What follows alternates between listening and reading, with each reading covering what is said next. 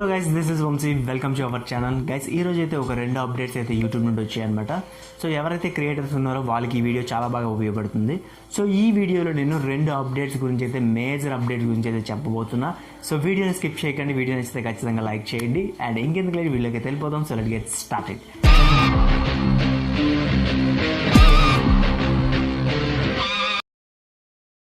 మేజర్గా అందరికీ తెలుసు community tab. So community tab అంటే ఏంటి అనేది ముందుగా చెప్తాను. కమ్యూనిటీ ట్యాబ్ అంటే యాక్చువల్లీ మనము ఎవరికైనా సబ్స్క్రైబర్స్కి మనం ఏదైనా ఇన్ఫర్మేషన్ ఇవ్వాలంటే కమ్యూనిటీ ట్యాబ్ ద్వారా ఇవ్వచ్చు అనమాట.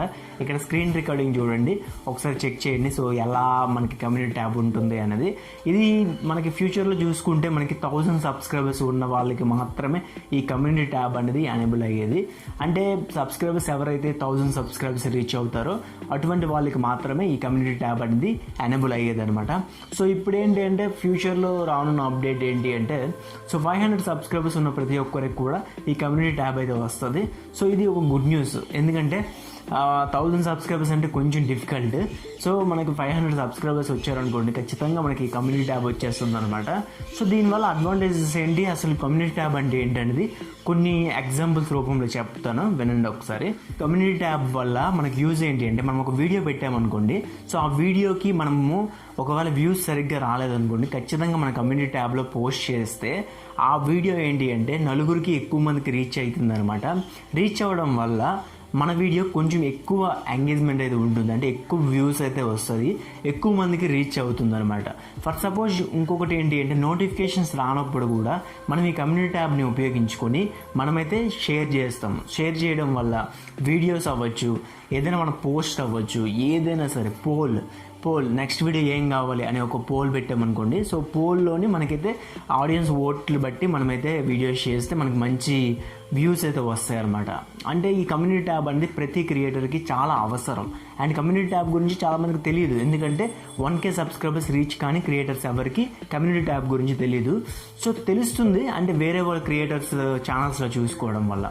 అయితే మీ ఛానల్లో చూసుకోవాలంటే ఖచ్చితంగా ఎక్కపై నెక్స్ట్ మంత్ నుండి మనకైతే అక్టోబర్ నుండి అనమాట ఇది స్టార్ట్ కాబోతుంది అనమాట. సో 500 సబ్స్క్రైబర్స్ ఉన్న ప్రతి ఒక్కరికి ఈ కమ్యూనిటీ ట్యాబ్ ఎనేబుల్ అవుతుంది. అప్పుడు మీ వ్యూస్ అనేవి పెరిగే అవకాశం ఉంది. కమ్యూనిటీ ట్యాబ్ వల్ల మన యూట్యూబ్ చెప్తుంది ఏంటి అంటే, మీ ఆడియన్స్తోని ఎక్కువ ఇంటరాక్షన్ పెంచుకోవచ్చు, అంటే ఎక్కువ ఎంగేజ్మెంట్ ఉంటుంది అనమాట వాళ్ళతో, ఆడియన్స్తో. అంటే ఎక్కువ టచ్లో ఉంటారు. ఒకవేళ మీరు వీడియో పెట్టలేకపోయారు అనుకోండి, కమ్యూనిటీ ట్యాబ్ ద్వారా తెలియజేసి మీరైతే కమ్యూనిటీ ట్యాబ్ ద్వారా తెలియజేయచ్చు అనమాట. సో దానివల్ల ఎక్కువ మందికి రీచ్ అవుతుంది అండ్ మీ ఆడియన్స్తోని ఎప్పుడు టచ్లో ఉంటారు. సెకండ్ అప్డేట్లోకి అయితే వెళ్ళిపోదాం. యాక్చువల్లీ సెకండ్ అప్డేట్ ఏంటి అంటే, ఇది ఓల్డ్ అప్డేటే. టైం స్టాంప్స్ అంటే, ఫర్ సపోజ్ మనం ఒక వీడియో చేస్తామనుకోండి, 8 minutes వీడియో చేస్తే ఇంట్రో ఒక 30 seconds ఉందనుకోండి. సో ఇంట్రో 30 seconds దగ్గర ఒక time stamp. So time stamps వస్తాయి. నేను ఇక్కడ ఎగ్జాంపుల్ చూపిస్తాను ఎలా టైం స్టాంప్స్ వస్తాయి అన్నది. సో అప్పుడేంటి అంటే, ఈ టైం స్టాంప్స్ ఇంట్రో తర్వాత మన ఇంట్రడక్షన్ తర్వాత వీడియో యొక్క ఎక్స్ప్లెనేషన్, ఆ తర్వాత అవుట్రో ఇలా అయితే ఉండేవి. సో మనం పెట్టుకునే వాళ్ళం, అంటే డిస్క్రిప్షన్లో మనం టైం స్టాంప్స్ అనేవి పెట్టుకునే వాళ్ళం అనమాట. 0 నుండి 0:15 seconds ఇంట్రో, 0:15 seconds నుండి 2 minutes వరకు ఇంట్రో, ఇలా అయితే మనం పెట్టుకునే వాళ్ళం. దానివల్ల ఏంటంటే టైం స్టాంప్స్ రూపంలో వచ్చేది. అప్పుడు మనకి ఎక్కడ కావాలంటే అక్కడికి వెళ్ళి చూసేవాళ్ళం అనమాట. ఇప్పుడు ఏంటి అంటే, సో ఆ ఫ్యూచర్తో పాటు ఆటోమేటిక్గా మన వీడియోస్కి టైం స్టాంప్స్ పెట్టుకునే అవకాశం అయితే యూట్యూబ్ కల్పిస్తుంది అనమాట. సో ఈ టైం స్టాంప్స్ ఎందుకు కల్పిస్తుంది అంటే, ఇప్పుడు ఆడియన్స్ అనేవి విసిగిపోకూడదు. సో ఎంట్రన్స్లో మనకి మ్యాటర్ లేనప్పుడు, సో ఎగ్జిట్లో ఉంటుంది, సో మధ్యలో ఉంటుంది అనుకోండి, మిడిల్లో ఉంటుంది అనుకోండి, అక్కడికి డైరెక్ట్గా వెళ్ళాలంటే సో తెలియదు సో ఎక్కడ ఈ టాపిక్ ఉంది అనేది.